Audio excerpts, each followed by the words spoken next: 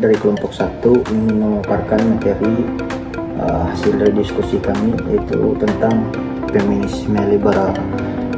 Feminisme liberal ini adalah sebuah aliran feminisme yang berfokus kepada kesetaraan hak atau penekanan otonomi individu yang berkaitan dengan hak, di mana perempuan itu memiliki kebebasan dan hak menekankan dan menentukan pilihannya sendiri.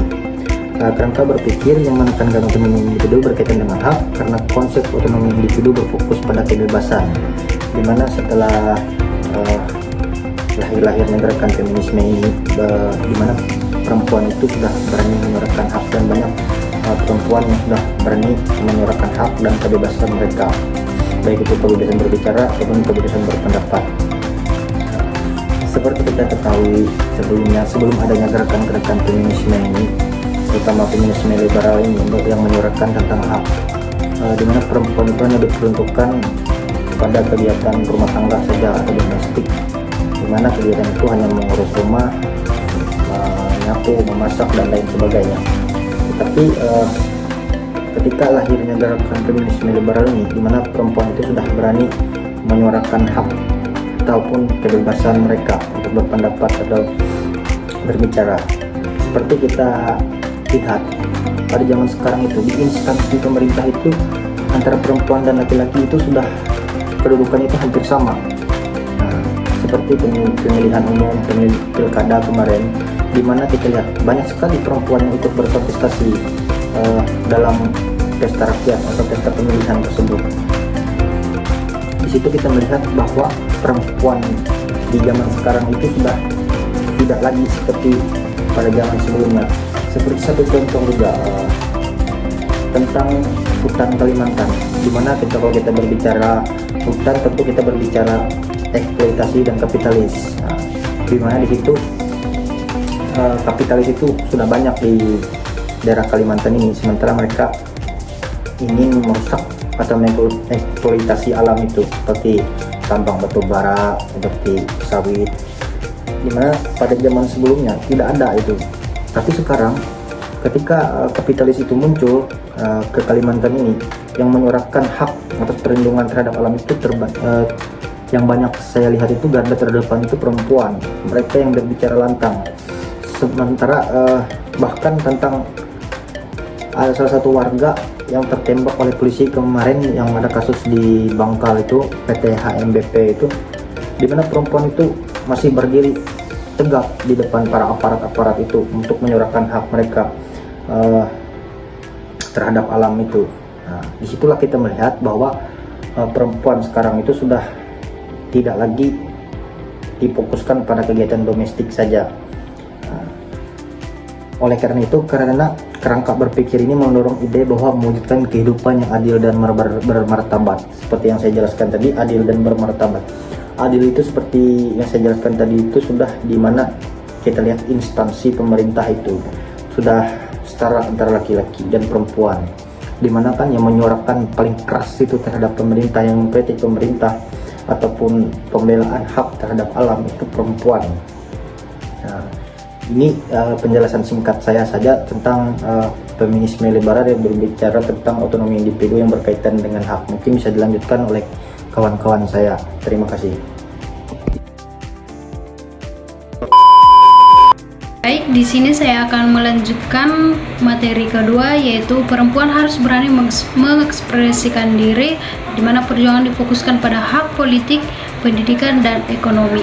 Nah, adanya perbedaan perlakuan yang tidak adil oleh sekelompok masyarakat seperti pemiskinan atau peminggiran terhadap salah satu jenis kelamin, ya siapa lagi kalau bukan perempuan. Ya, perbedaan perlakuan ini memberi batasan pada peran perempuan. Contohnya, perempuan kurang mendapatkan tempat untuk memegang posisi di jabatan tinggi seperti birokrasi dan militer. Sangat sedikit peluang perempuan untuk bisa mendapatkan di posisi itu.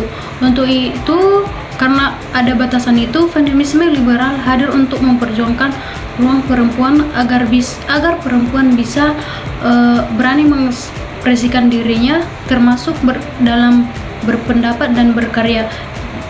dan membuat keputusan di depan media.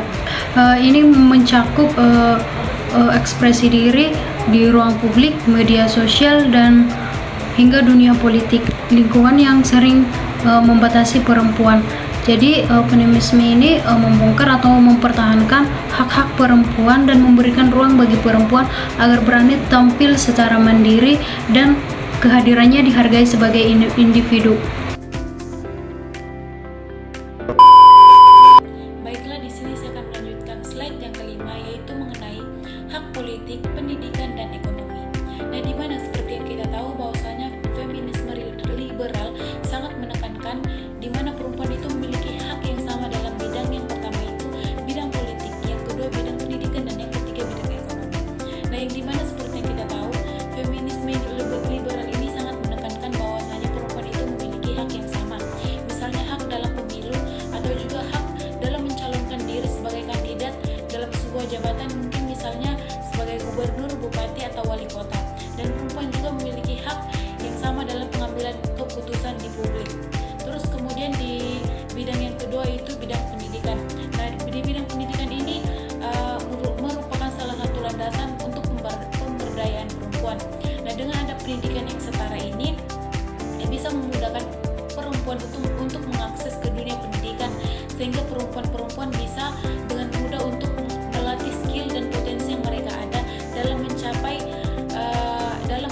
apa yang mereka cita-citakan. Kemudian di yang ketiga itu di bidang ekonomi.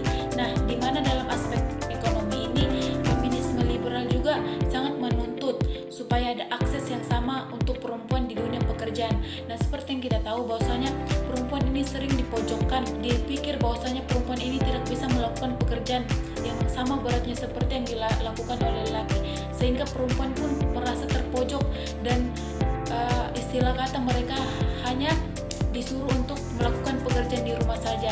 Dengan adanya feminisme liberal ini sangat membantu perempuan untuk lebih leluasa dalam mencari ekonomi untuk kebutuhan hidup mereka. Nah, dengan ada feminisme liberal ini sangat-sangat membantu perempuan dalam mencari nafkah, dengan tidak hanya mengandalkan kekuatan lelaki, tetapi bisa juga mengandalkan kekuatan perempuan dengan mencari pekerjaan yang bisa mereka lakukan untuk memenuhi kebutuhan hidup mereka. Sekian presentasi dari saya, selanjutnya akan dilanjutkan oleh teman saya. Terima kasih. Baik, di sini saya akan menjelaskan mengenai urgensi jalur legalitas, hukum perkawinan, perceraian, dan kepemilikan properti. Jadi feminisme liberal ini menekankan pentingnya kesetaraan gender pada perempuan di ranah legal dan formal, di mana pada aspek hukum ini dapat memperjuangkan hak-hak perempuan yang mengatur perkawinan, perceraian, dan kepemilikan properti.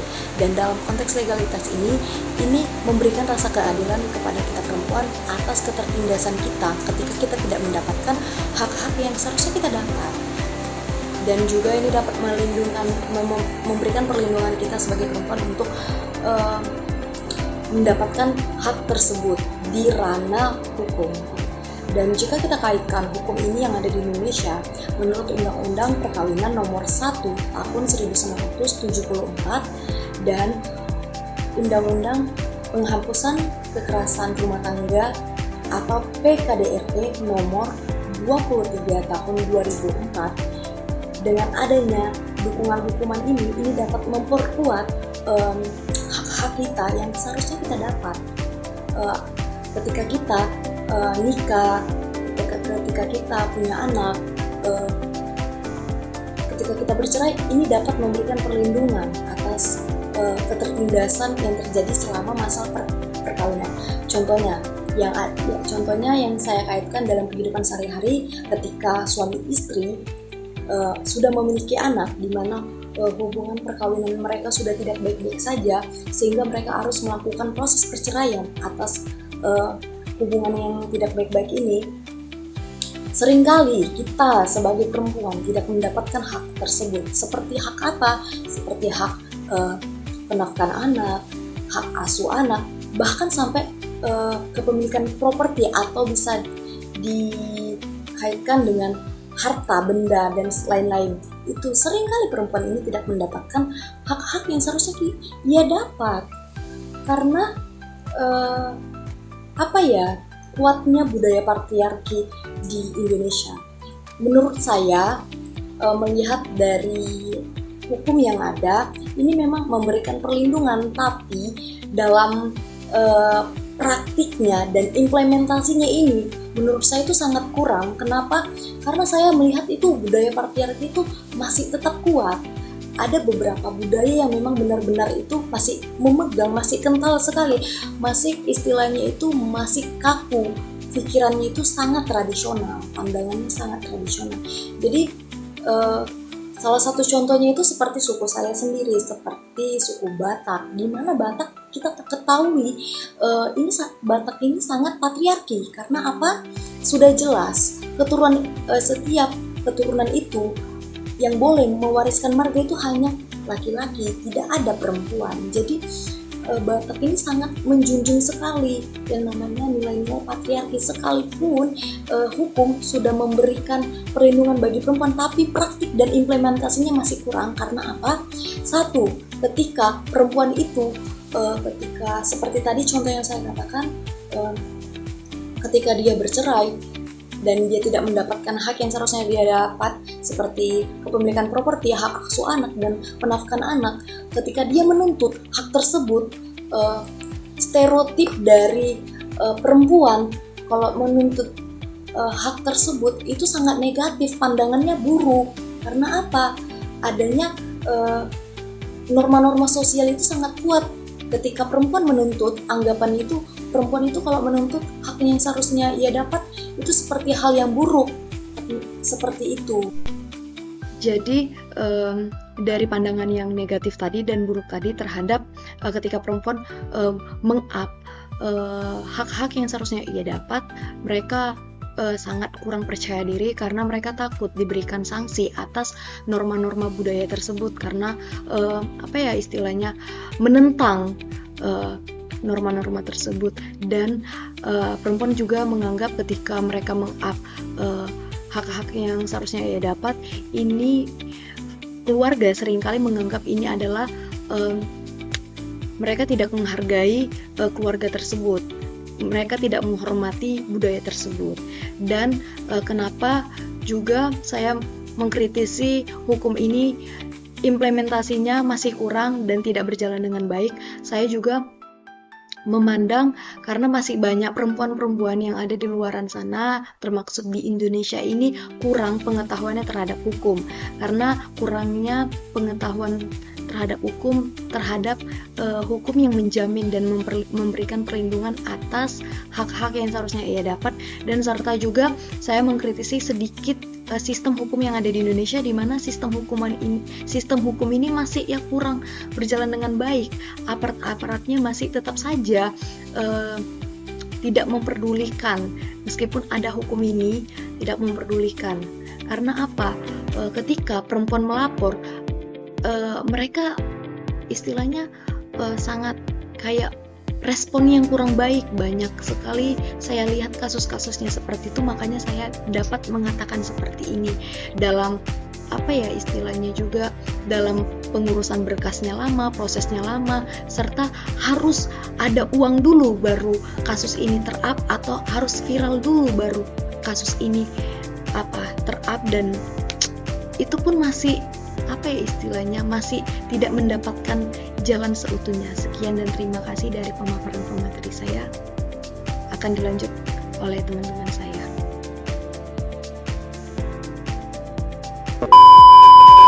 Selanjutnya, mengubah paradigma struktural terkait peran gender adalah langkah-langkah penting untuk menciptakan keseimbangan dalam ruang domestik.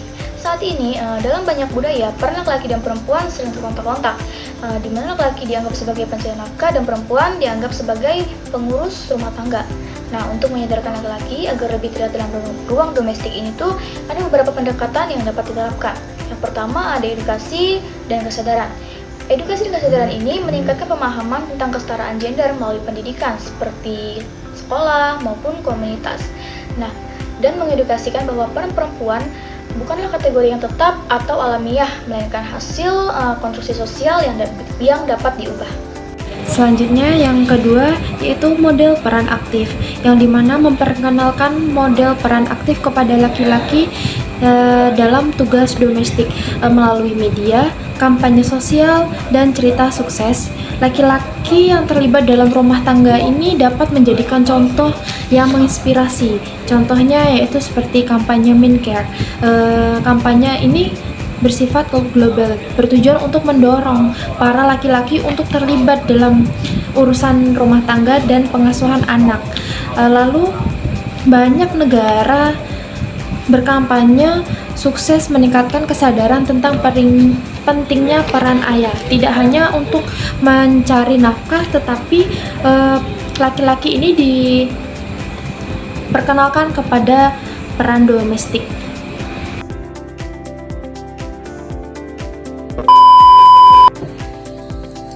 C. Kebijakan dan dukungan mendorong kebijakan yang mendukung pembagian tugas di rumah seperti cuti ayah dan program kesejahteraan keluarga untuk menormalisasi keterlibatan laki-laki dalam pengasuhan pekerjaan rumah. Mengubah paradigma struktural membutuhkan waktu dan usaha kolektif. Kebijakan seperti cuti ayah, insentif, serta program kesejahteraan keluarga dapat memberikan dasar yang kuat. Namun, perubahan budaya melalui edukasi, kampanye sosial, dan kolaborasi komunitas juga sangat penting untuk menciptakan kesadaran bahwa pekerjaan domestik bukan hanya tanggung jawab perempuan itu sendiri. D. Diskusi dan dialog. Mengadakan diskusi terbuka di lingkungan masyarakat tentang peran gender dan pentingnya partisipasi laki-laki dalam ruang domestik adalah langkah strategis untuk mengubah pola pikir dan membangun kesadaran.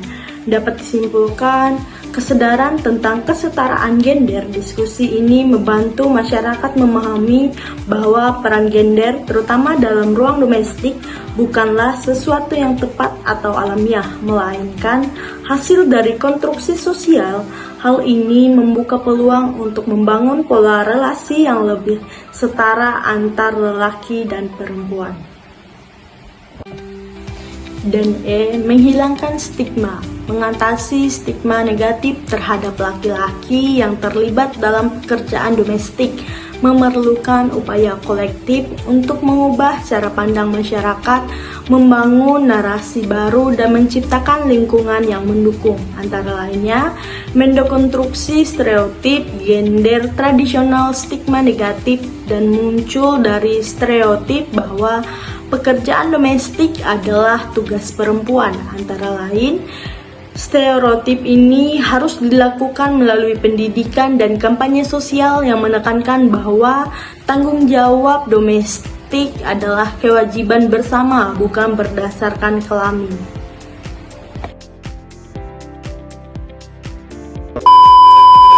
Baik, di sini saya akan membahas yang keempat, apakah feminisme liberal dapat mengembangkan pendekatan yang lebih inklusif, relevan, dan efektif untuk mencapai kesetaraan gender yang ditetapkan pada konteks kebudayaan.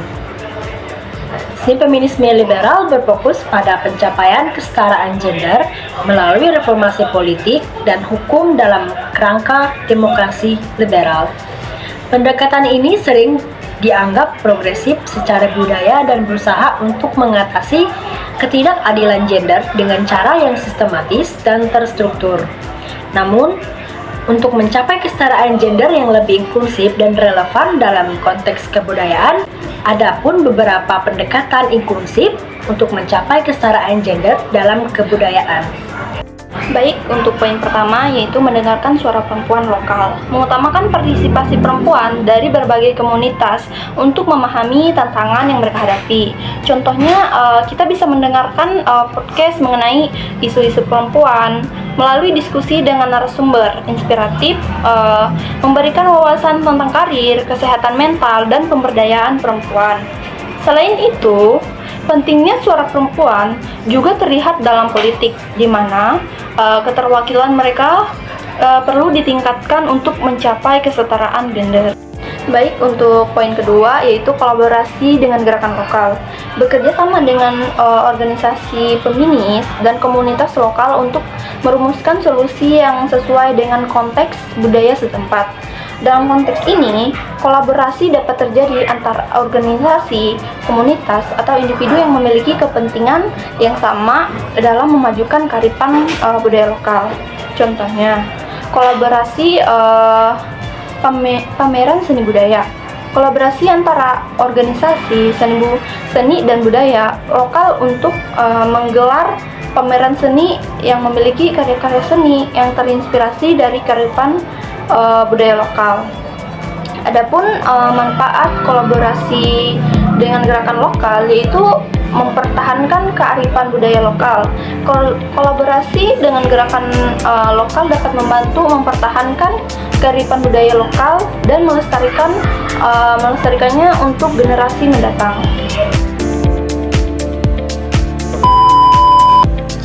Baik, di sini saya akan melanjutkan presentasi dari teman saya yang sebelumnya. Di sini saya akan membahas tentang beberapa pendekatan yang inklusif untuk mencapai kesetaraan gender dalam kebudayaan. Di sini saya akan membahas tentang adaptasi prinsip dan mengangkat isu yang spesifik. Nah, yang pertama, adaptasi prinsip. Adaptasi prinsip yaitu menyesuaikan prinsip-prinsip feminisme liberal agar relevan dengan nilai dan norma yang berlaku dalam masyarakat tertentu. Melakukan penyesuaian terhadap prinsip-prinsip feminisme liberal agar dapat relevan dan sejalan dengan nilai-nilai serta norma-norma sosial yang berlaku dalam masyarakat tertentu, yaitu dengan mempertimbangkan konteks budaya, sejarah, dan kondisi sosial ekonomi yang ada, sehingga dapat menciptakan pemahaman yang lebih inklusif dan efektif dalam memperjuangkan hak-hak perempuan tanpa mengabaikan keunikan dan kearifan lokal masyarakat tersebut. Kemudian yang kedua adalah mengangkat isu yang spesifik, memperhatikan isu-isu unik yang dihadapi oleh perempuan di berbagai budaya seperti tradisi, norma sosial, dan sistem kepercayaan. Mengangkat isu-isu unik yang dihadapi oleh perempuan di berbagai budaya, termasuk tetapi tidak terbatas pada pengaruh tradisi yang mendalam, norma-norma sosial yang membentuk perilaku dan interaksi sehari-hari, serta sistem kepercayaan yang dapat mempengaruhi hak-hak dan peran perempuan dalam masyarakat, sehingga penting untuk memahami bagaimana faktor-faktor ini saling berinteraksi dan menciptakan tantangan spesifik bagi perempuan, serta bagaimana pendekatan yang peka terhadap budaya yang dapat membantu dalam memperdayakan mereka dan mengatasi ketidakadilan yang ada. Sekian video presentasi dari kelompok 1. Apabila ada kesalahan kata, kami meminta maaf. Yang lebihnya, makasih. Assalamualaikum warahmatullahi wabarakatuh.